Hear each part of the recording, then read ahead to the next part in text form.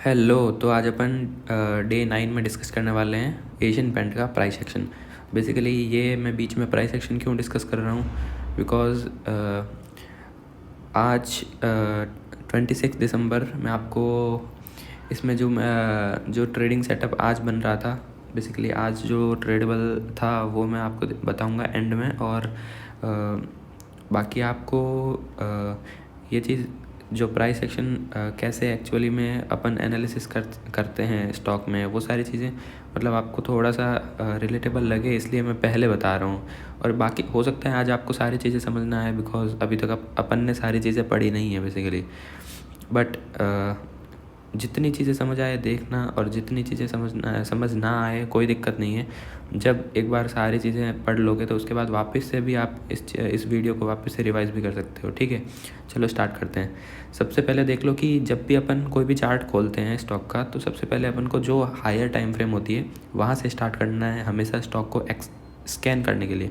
Basically हो सकता है आप स्टॉक खोलो और आपको ऐसे खुला हुआ दिखे कि ऐसे ऐसे आपको खुला हुआ दिखे 15 मिनट का टाइम फ्रेम, या फिर हॉर्ली टाइम फ्रेम, या फिर डेली टाइम फ्रेम। बट आपको क्या करना है, आपको जितना मैक्सिमम हो सके, अब जैसे ज़ीरोधा में मंथली है, बट हो सकता है आपके पास ट्रेडिंग व्यू है, तो ट्रेडिंग व्यू में आप और भी उससे ज़्यादा हायर टाइम फ्रेम पे जा सकते हो, ईयरली पे जा सकते हो।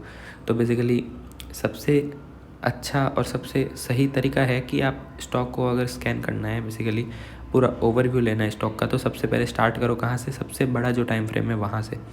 तो अपन यहाँ मंथली से स्टार्ट कर रहे हैं। तो एक चीज़ और बोल्ड स्टेटमेंट आज के इस एनालिसिस से लिख सकते हो कि जितने भी बड़े टाइम फ्रेम होते हैं ना, जितने भी बड़े टाइम फ्रेम, तो उन बड़े टाइम फ्रेम में सप्लाई जोन और डिमांड जोन उतने ही अच्छे तरीके से रेस्पेक्ट होते हैं। मतलब हो सकता है 15 मिनट के टाइम फ्रेम पे बहुत सारे डिमांड जोन और बहुत सारे सप्लाई जोन ऐसे लिट हो, बट जितना अपन बड़े टाइम फ्रेम की तरफ जाते जाएंगे ना, तो वहाँ पे जो परसेंटेज की अगर बात करोगे ना, कि कितने जोन काम कर रहे हैं, कितने जोन ऐसे लिट हो रहे हैं, तो वो बहुत ही ज़्यादा होता है with respect to lower time frame के demand zone and supply zone. ठीक है, तो वही चीज़ अभी आज पता चल जाएगी अपन को। बेसिकली अपन यहाँ से स्टार्ट करते हैं, बेसिकली ये पूरा डिस्कस करेंगे। तो ये देख सकते हो 2020 का कैंडल है। 2020 में थोड़ा सा यहाँ से मतलब प्राइस ने अप मोमेंटम दिखाया, फिर बेस कैंडल बनाई, फिर वापस अप मोमेंटम दिखाया। तो जब अब जैसे अपन ये डिस्कस कर रहे हैं ना कि प्राइस अप गई, फिर यहाँ बेस कैंडल बनाई, फिर अप गई, तो अपन को सिर्फ ये अप गई, बेस कैंडल बनाई, अप गई, उससे अपना कोई फ़ायदा नहीं है। अपन को फ़ायदा क्या है, अपना पॉइंट क्या है कि ये जो बेस कैंडल बनी है यहाँ पे एक डिमांड जोन क्रिएट हुआ है। तो एक चीज़ यहाँ नोटिस कर ली अपन ने, इसको अगर मार्क करके रख लो और उस पर टेक्स्ट ऐड भी कर लो कि मंथली का डिमांड जोन है, तो वो और भी अच्छा है। फिर इन फ्यूचर पता रहेगा अपन को, जब भी यहाँ पे इस लेवल पे प्राइस आएगी तो पता रहेगा कि हाँ ये मंथली का डिमांड जोन है। तो बेसिकली ये डिमांड जोन है। आफ्टर दैट वापस एक्साइटिंग कैंडल बनती है और बेस कैंडल बनती है, और फिर एक्सप्लोजिव ग्रीन कैंडल बनती है। तो इसका मतलब ये एक और डिमांड जोन क्रिएट होता है, और ये मंथली टाइम फ्रेम पे क्रिएट हो रहा है, तो इसको बोलेंगे मंथली का डिमांड जोन है। और मंथली के डिमांड जोन में पावर बहुत ज़्यादा होती है, बिकॉज ये हायर टाइम फ्रेम का डिमांड जोन है। अब फिर क्या होता है, यहाँ से काइंड ऑफ अब पीछे कुछ सप्लाई होगा, या फिर न्यू एडिशनल बायर इन्वॉल्व होंगे मार्केट में। तो क्या होता है कि यहाँ से प्रॉपर प्राइस नीचे गिरना चालू होती है और प्रॉपर यहाँ तक गिरती है। अब यहाँ तक गिरने के बाद क्या होता है कि यहाँ पे अगर इसको विक टू विक लोगे तो कहीं ना कहीं यहाँ के हल्का सा मतलब थोड़ा सा ट्रिगर होते ही इतना बाइंग प्रेशर आया कि प्राइस ऊपर गई, फिर बेस कैंडल बनाई ड्यू टू ये जो विक वाला पार्ट है ना। तो यहाँ कहीं ना कहीं छोटे टाइम फ्रेम पे जाकर देखोगे ना, तो पता चलेगा कि यहाँ पे कहीं ना कहीं इस वाली रेड कैंडल में आपको सेलिंग जोन दिखेगा। तभी एक बार के लिए जब प्राइस यहाँ से ऊपर जा रही थी ना, तभी एक बार के लिए यहाँ से रिफ्लेक्ट होके ये जो विक बना है ना रेड कैंडल का, वो विक बना ही इसीलिए क्योंकि ये वाली रेड कैंडल में यहाँ पे छोटे टाइम पे में कुछ ना कुछ आपको सप्लाई जोन दिखेगा। उसकी वजह से यहाँ से प्राइस हल्का सा नीचे आई, फिर वापस नीचे गई। तो बेसिकली इसीलिए अब प्राइस ऊपर गई कहाँ तक, यहाँ तक। यहाँ पे कुछ ना कुछ सप्लाई जोन होगा छोटा, छोटे टाइम फ्रेम पे, तो प्राइस वापस आके बेस कैंडल बनाती है। आफ्टर दैट क्या होता है, ग्रीन एक्सप्लोसिव कैंडल बनती है और वो प्रॉपरली ऊपर क्लोज हो जाती है। अब क्लोजिंग कॉन्सेप्ट का भी साथ में मिक्स कर लेते हैं अपन कि इस वाले डिमांड जोन में इतनी पावर थी कि इस वाले सप्लाई को पूरा पूरा ब्रीच करके ऊपर क्लोजिंग दे दिया। तो इसका मतलब है कि इस जोन की क्लोजिंग अच्छी है, और इस जोन की क्लोजिंग अच्छी है तो ये ज़्यादा पावरफुल माना जाएगा, बिकॉज इसने अपने आप को प्रूव किया है कि हाँ मुझ में पोटेंशियल है, बिकॉज इस वाले सप्लाई जोन को ब्रीच करके क्लोजिंग दे दी। अब क्या होता है, अब अपन ये सारे जितना ऊपर जाते जा रहे हैं ना, जितने सप्लाई जोन और डिमांड जोन बनते जा रहे हैं वो सारे अपन ने मार्क करके रखे हैं ऑलरेडी, और उसमें सब पे लिखना है अपन को कि मंथली का है ये है। तो सबसे पहले इसको मार्क कर लिया, इसको मार्क कर लिया, फिर यहाँ पे सप्लाई जोन, फिर क्या होता है सप्लाई जोन के बाद में वापस प्राइस नीचे आती है, इस वाली डिमांड जोन से थोड़ा सा चलती है। अब इस वाले डिमांड जोन को टेस्टेड मानना है नहीं मानना है वो बात की बात है, बिकॉज ये अभी अगर माने तो विक टू विक भी बहुत मतलब दूर से ही चला है।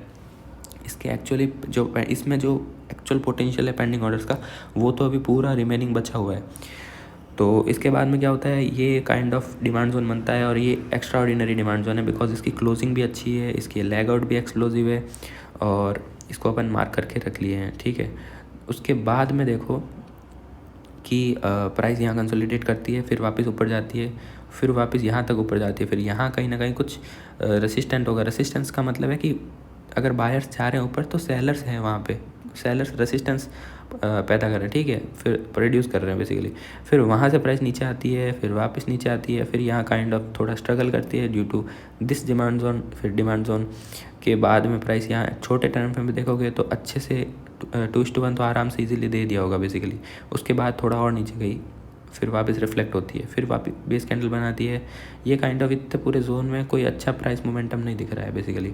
अब यहाँ पे एक पॉइंट के बाद क्या होता है कि बेस कैंडल बनती है, फिर प्राइस प्रॉपर नीचे आती है, यहाँ तक नीचे आती है। अब ये जो है ना एक नैरो बेस कैंडल है, बॉडी बहुत नैरो है, इसको अगर विक टू विक लेंगे ना तो भी कोई दिक्कत नहीं है, बिकॉज इसमें दो चीज़ें हैं, एक क्लोजिंग तो बहुत अच्छी है, अपन ने डिस्कस कर लिया, दूसरा बॉडी का जो रेंज है वो बहुत बहुत नैरो रेंज बॉडी है, तो ये पावरफुल है एक तरीके से जोन, तो इसको अपन विक टू विक ले सकते हैं। अब विक टू विक तो ले लेंगे मंथली पे, फिर अपन क्या करते हैं छोटे टाइम फ्रेम पे, एग्जीक्यूशन टाइम फ्रेम पे जब जाते हैं ट्रेड लेने के लिए, तो वहाँ पे अपन एग्जैक्टली और ज़्यादा कंसंट्रेट कर देते हैं कि एग्जैक्टली है कहाँ पे। तो बेसिकली अगर अपन इसको मार्क कर लें,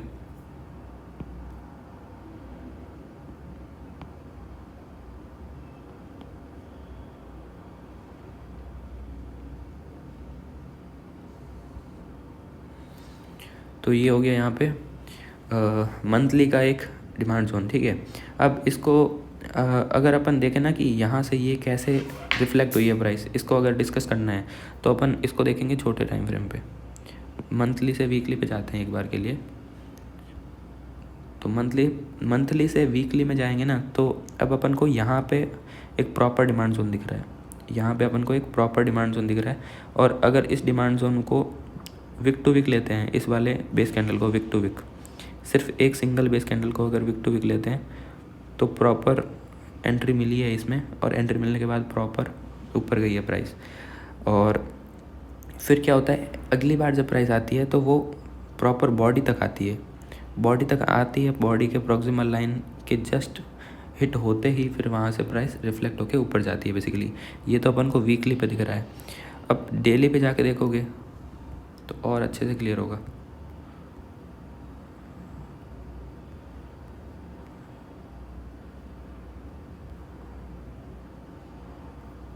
अब देखो डेली पे देखोगे तो प्रॉपर, अगर ये जो है ना जैसे देखो ये गैप अप है तो गैप अप है, और बाद में पीछे देखोगे तो बहुत सारी अपन को बेस कैंडल दिखेगी मल्टीपल। तो अब इसको अच्छे से अगर मार्क करना है अपन को, तब तो अपन क्या करेंगे कि एक तरीका तो है कि आप प्रॉपर जो अपर बेस है, जैसे अपर बेस यहाँ है और लोअर विक यहाँ है, उसके हिसाब से मार्क करोगे तो बेस्ट तो यही है कि इस हिसाब से मार्क करो। बट होता क्या है कि इस हिसाब से जब मार्क करोगे ना 26-16 से लेके 25, मतलब ये 100 रुपये का गैप हो गया लगभग। तो इसको और अच्छे से करने के लिए अपन जाएंगे हॉर्ली टाइम फ्रेम पे, बिकॉज जब प्राइस गैप बहुत ज़्यादा हो जाता है ना तो उसको ट्रेड करना मुश्किल हो जाता है बिकॉज क्योंकि स्टॉप लॉस बहुत वाइड हो जाएगा तुम्हारा हद से ज़्यादा। अब देखो इसमें प्रॉपर अपन को समझ आ रहा है कि एग्जैक्टली यहाँ से लेके आप यहाँ तक मार्क कर सकते हो, यहाँ से लेके यहाँ तक इतना तो करना ही पड़ेगा बिकॉज जो बेस कैंडल है वो प्रॉपर इतने एरिया में है। बेसिकली सिग्निफिकेंस क्या है बड़े टाइम फ्रेम का, उसमें जाके देखोगे तो अगर बड़े टाइम फ्रेम में जहाँ डिमांड जोन दिख रहा है उसी डिमांड जोन या सप्लाई जोन में अगर जाओगे छोटे टाइम फ्रेम में मार्क करने के बाद, और उसी टाइम फ्रेम में कोइंसाइडिंग देखना है कि अपन को उसी टाइम फ्रेम में उसी जगह पे जहाँ पे बड़े टाइम फ्रेम का डिमांड जोन और सप्लाई जोन है उसी के अंदर प्रॉपर अपन को जोन मिलना चाहिए, तभी वो एक तरीके से ट्रेडेबल होगा, मतलब ट्रेड लेने के लायक होगा। कहने का मतलब ये है कि अगर मुझे मंथली पे ये दिख रहा है, मंथली पे मुझे ये दिख रहा है जोन, अब इस मंथली पे दिखने से कुछ नहीं होगा। मंथली पे दिख रहा है तो मैं यहाँ मंथली का मार्क करके मैं ट्रेड नहीं लेता हूँ। मंथली का अगर दिख रहा है तो उसको प्रॉपर अपन मार्क करेंगे, आफ्टर दैट छोटे टाइम फ्रेम पे जाएंगे और क्या करेंगे, इसको वापस इसी एरिया को देखेंगे कि हाँ इसमें प्रॉपर बेस कैंडल जो थी उसमें वापस और प्रॉपर जोन कैसे अपन को मार्क कर सकते हैं अपन। फिर क्या होता है कि जब प्रॉपर छोटे टाइम फ्रेम में मार्किंग करेंगे ना, लाइक वीकली में जाके मार्क कर लिया, तो प्राइस का जो रेंज होता है ना जोन के बेस के जो एंट्री और एग्जिट के बीच का, वो और कम हो जाएगा। अब वीकली के बाद में आप जा सकते हो किसमें, डेली पे, डेली के बाद हॉर्डली के बाद 15 मिनट पे। बेसिकली ये अपन आने वाले 1 या 2 वीडियो के बाद में अपन देखने वाले हैं कि एग्जैक्टली मतलब 3 टाइम फ्रेम अपन देखने वाले हैं। एक होता है सबसे पहले लोकेशन टाइम फ्रेम में अपन ऐसे लोकेशन देखते हैं कि हाँ जैसे मंथली है और वो हमेशा लोकेशन टाइम फ्रेम बड़ा टाइम फ्रेम होता है। उसके बाद में अपन एक इंटरमीडिएट टाइम फ्रेम बोलते हैं, इंटरमीडिएट टाइम फ्रेम में अपन ट्रेंड एनालिसिस करते हैं। आने वाले वीडियोज़ में ट्रेंड के बारे में भी पढ़ने वाले हैं। उसके बाद में अपन एग्जीक्यूशन टाइम फ्रेम की बात करेंगे। एग्जीक्यूशन टाइम फ्रेम होता है इंटरमीडिएट के भी छोटा टाइम फ्रेम, मतलब एक सीक्वेंस है, सबसे बड़ा लोकेशन टाइम फ्रेम, उसके बाद में इंटरमीडिएट, उसके बाद में अपना एग्जीक्यूशन टाइम फ्रेम। बेसिकली ये कल या परसों 2-3 दिन बाद पढ़ने वाले हैं बेसिकली। उसके बाद में आपको क्लियर हो जाएगा कि एग्जैक्टली कैसे एनालिसिस करते हैं ट्रेड का।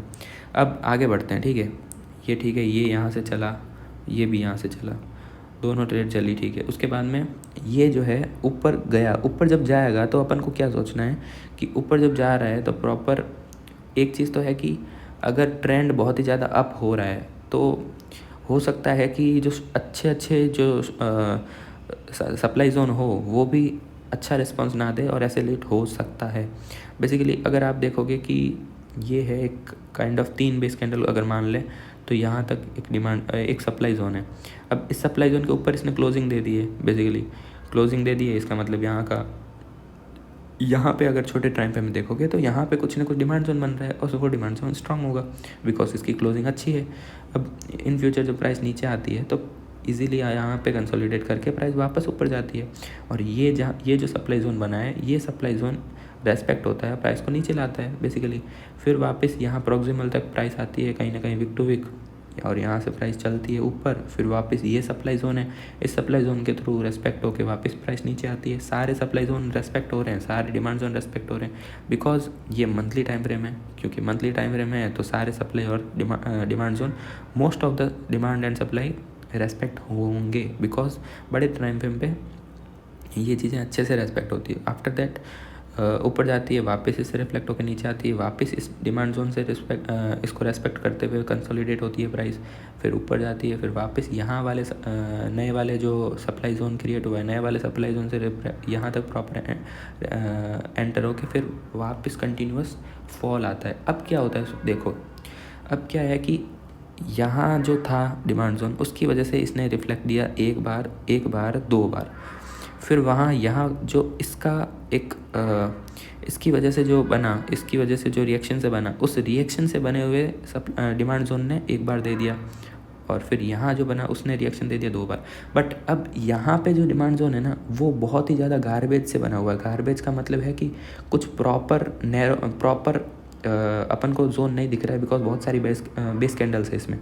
तो इसके बेसिस पे अपन यहाँ पे कहीं ना कहीं अपन लॉन्ग की ट्रेड नहीं सोच सकते हैं बिकॉज होता क्या है कि अगर कोई बंदा यहाँ पे लॉन्ग होने का सोचेगा तो उसका एसएल हिट होगा बिकॉज यहाँ पे कुछ प्रॉपर जोन है ही नहीं। मंथली पे प्रॉपर लेग इन बेस और लेग आउट नहीं दिख रहा है। कोई सोचे कि ये लेग इन है, ये पूरा बेस है, फिर ये लेग आउट, लेगआउट देखोगे तो भी एक है, वो भी इसकी क्लोजिंग भी अच्छी नहीं है। दूसरी चीज़ बेस आ गई वापस से, तो ये कंटिन्यूस पैटर्न आ गया लेग इन बेस और लेग आउट। तो बेसिकली अपन को कहीं भी यहाँ पे डिमांड जोन प्रॉपर नहीं दिख रहा है, तो अपने बैक ऑफ द माइंड में होना चाहिए कि अगर जब प्राइस कहीं ना कहीं यहाँ थी तब की सिचुएशन बता रहा हूँ कि क्या अपने माइंड में होना चाहिए। मान लो कि ये कुछ बना ही नहीं है, तो अपने दिमाग में होना चाहिए कि जब प्राइस यहाँ से गिरती है तो रोकने के लिए एक तो ये है डिमांड जोन। अगर ये डिमांड जोन काम नहीं करता है तो फिर ये तो बिल्कुल काम नहीं करेगा, बिकॉज ये गार्बेज है। आफ्टर दैट ये टेस्टेड है पूरा, ये पूरा टेस्टेड है, तो यहाँ तक प्रॉपर आगे कोई डिमांड जोन रोकने वाला नहीं है। आफ्टर दैट ये कहीं ना कहीं अपन अगर सोचेंगे इसको रोकने के लिए, तो ये जो है ना ये वाला यहाँ का एरिया है, यहाँ से ये रिफ्लेक्ट हुआ है, मतलब ये कहीं ना कहीं रिएक्शन से बना है, ये ओरिजिनल नहीं है, मतलब डिमांड जोन अगर बोलेंगे तो। बट ये जो है ना, इसको अगर अपर बॉडी को लोअर विक तक मार्क करेंगे ना, अपर बॉडी से लोअर विक तक, तो ये एकदम फ्रेश डिमांड जोन है और पावरफुल डिमांड जोन है, because explosive green leg out है। तो बेसिकली ये वाला जोन फ्रेश है, और इन फ्यूचर जब प्राइस इसको हिट करेगी तो नो डाउट छोटे टाइम फ्रेम पे, एग्जीक्यूशन टाइम फ्रेम पे अगर अपन को ट्रेड मिलती है तो लेंगे। बेसिकली अब करंट मार्केट प्राइस पे तो अपना यही टारगेट होना चाहिए कि इस वाले डिमांड जोन के अंदर जब प्राइस आती है तो छोटे टाइम फ्रेम पे अपन को मार्क करके एग्जीक्यूशन पे ट्रेड लेने का प्लान करना है लॉन्ग साइड में। बट ये बिल्कुल ध्यान रखना है कि जब प्राइस बहुत ऊपर से आ रही होती है ना, तो हो सकता है इसको रेस्पेक्ट करे प्राइस, बट ऐसा बिल्कुल नहीं है कि यहाँ से पूरा रिवर्स करेगी प्राइस और ऊपर जाएगी, नहीं। क्योंकि जब प्राइस बहुत ऊपर से आती है ना, तो हो सकता है, मतलब जब प्राइस ऊपर से बहुत ऊपर से आती है ना, तो एक बहुत ही अच्छे डिमांड जोन तक आती है। लाइक यहाँ अगर सोचोगे ना, तो ये एक काइंड ऑफ ओरिजिन का डिमांड जोन है। ओरिजिन का मतलब है कि यहाँ से प्रॉपर शुरुआत हुई है इस पूरे रैली की, यहाँ से यहाँ तक। तो बेसिकली हो सकता है प्राइस पूरा नीचे तक आए, यहाँ तक, फिर यहाँ से प्राइस यहाँ से नीचे आके यहाँ से रिवर्सल दे, और हो सकता है प्राइस यहीं से भी रिवर्सल दे दे। किसी को कुछ नहीं पता है बेसिकली कहाँ से होगा, बट अपन सिर्फ एनालिसिस करके देख सकते हैं कि प्रॉपरली अगर इसमें बहुत ही अच्छा छोटे टाइम फ्रेम पे डिमांड जोन मिल रहा है तो आराम से ले सकते हो ट्रेड, कोई दिक्कत नहीं है। बिकॉज अगर जोन अच्छा है तो वो 2:1 तो दे ही देगा इजीली। फिर प्राइस यहाँ तक आएगी, यहाँ पे भी कुछ ना कुछ जोन होगा, यहाँ पे भी 2:1 ले सकते हो आराम से। तो ये चीज़ तो क्लियर हो गई बेसिकली कि एग्जैक्टली क्या पैटर्न है, क्या पैटर्न फॉलो कर रहा है मंथली टाइम फ्रेम पे। अब बेसिकली अपन बात करते हैं कि आज के दिन का जो प्राइस एक्शन था, तो बेसिकली जब प्राइस कंटिन्यूसली गिर रही होती है ना, तो हमेशा शॉर्ट की अपॉर्चुनिटी देखनी चाहिए बेसिकली। और शॉर्ट की अपॉर्चुनिटी तब तक देखनी चाहिए जब तक कि डिमांड जोन हिट ना करे। ऐसा ना है कि कोई, जैसे यही स्टॉक है और मैं इसमें शॉर्ट का इसलिए सोच सकता था आज के लिए, बिकॉज जो डिमांड जोन मैंने बताया था कि वहाँ से प्राइस रिएक्शन मतलब हो सकती है रिवर्स, तो बेसिकली उसमें अभी गैप है। बिकॉज मार्क ही कर लेते हैं, डाउट ही क्लियर हो जाएगा।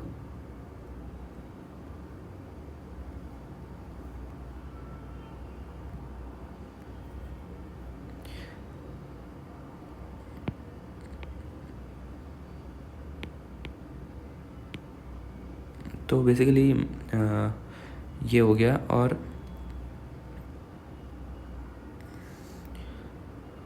अब आप ध्यान से देखोगे ना, तो प्राइस में गैप कितना है वो देखो।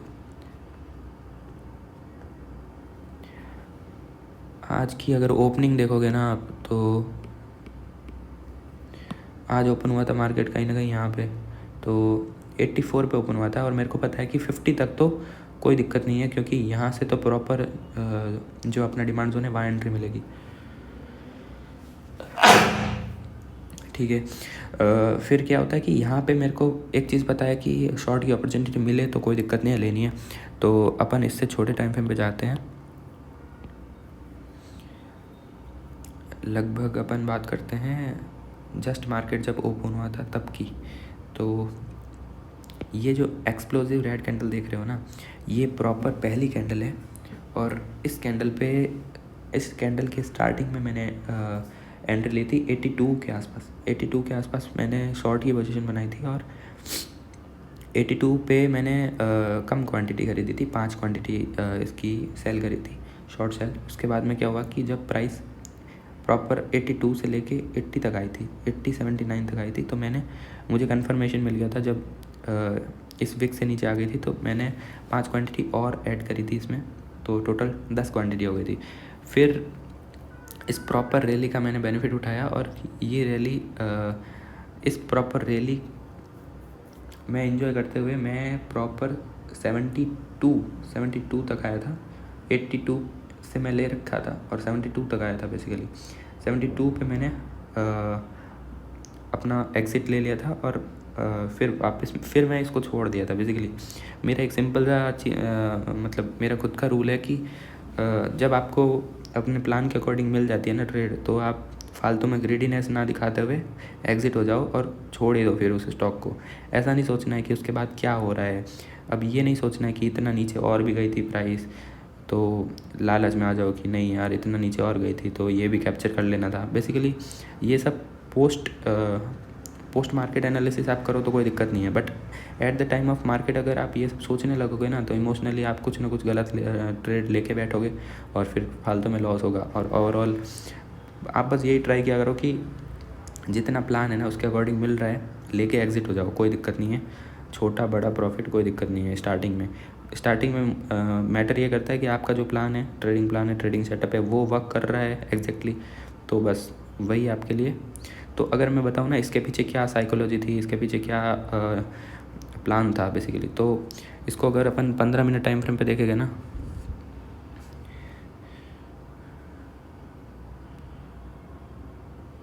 यहाँ पे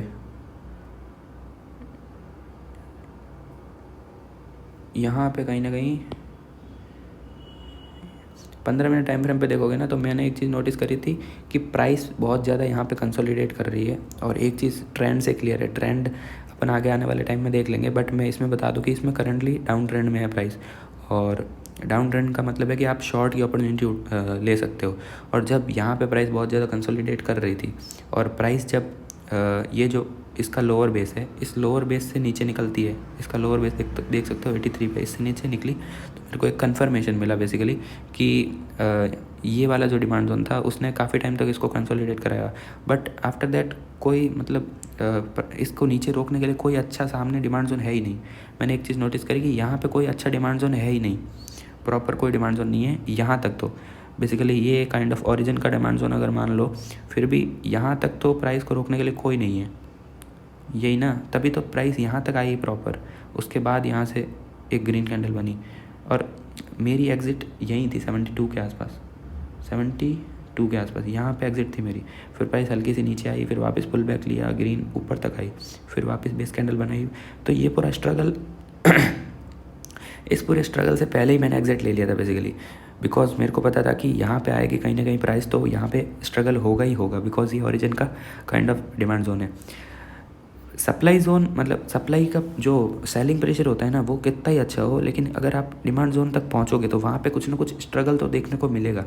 और अगर आप चाहते हो कि स्ट्रगल से पहले ही आप प्रॉफिट बुक करके एग्ज़िट हो जाओ तो बहुत बढ़िया है, अगर अपना प्लान सही से एग्जीक्यूट हो। बेसिकली यहाँ पे जब इस पूरी रेंज को ब्रेक करके प्राइस नीचे आ रही तो मैंने एंट्री ली, फिर क्वांटिटी को और ऐड किया। जब कंफर्मेशन मिला उसके बाद में प्रॉपर नीचे तक का वेट किया कि यहाँ तक आए तो इस एरिया से पहले मैं प्रॉफिट बुक कर लूँगा, फिर आफ्टर दैट कुछ भी हो मुझे कुछ फ़र्क नहीं पड़ता है। ये सिंपल सा थॉट है। तो आज के लिए यही बहुत है, और नेक्स्ट टाइम अपन वापस सीरीज़ कंटिन्यू करेंगे 100 डेज़, जिसमें वही अपन जो चीज़ें पढ़ रहे हैं बेसिकली वो कंटिन्यू करेंगे। और अभी जितने भी लोग नए हैं उनको मैं बता दूं कि 100 डेज़ सीरीज़ चल रही है, जिसमें ये 9th डे है, और अपन रोज़ कुछ ना कुछ अलग कॉन्सेप्ट पढ़ते हैं प्राइस एक्शन के रिलेटेड, और उसके नोट्स बनाने हैं प्रॉपर। जितने भी लोग पुराने हैं वो तो बना ही रहे होंगे, और जितने जो लोग नए हैं और ये वीडियो देख के सोच रहे हैं कि उनको कैसे स्टार्ट करना है, कैसे क्या चीज़ें पढ़नी है, क्या चीज़ें फॉलो करनी है, तो उनको मैं बता दूँ कि आप सबसे पहले बेसिक के 3 वीडियोस इस चैनल पे डले हुए हैं, बेसिक 1, बेसिक 2, बेसिक 3। वहाँ से स्टार्ट करो। वहाँ उसमें प्रॉपर आपको डिमांड सप्लाई होती क्या है उसके बारे में बताया है, कैंडल स्टिक्स होती क्या है, कैसे बनती है, उसके पीछे क्या फील है वो बताया है। आफ्टर दैट आप कंटिन्यू करो डे 1 से 100 days journey to become a profitable trader in 2025। ठीक है, एक बार आप स्टार्ट कर लोगे ना, 1 या 2 वीडियो देख लोगे तो आपको प्रॉपर इतनी मेरी गारंटी है कि आपको फील आ जाएगी कि एग्जैक्टली हाँ कैसे वर्क करता है स्टॉक मार्केट ट्रेडिंग। और जितने भी आपके पहले इससे पहले कन्फ्यूज़न थे और जितना भी भटक गए हो आप, वो सारी चीज़ें आपको क्लियर हो जाएगी, ठीक है।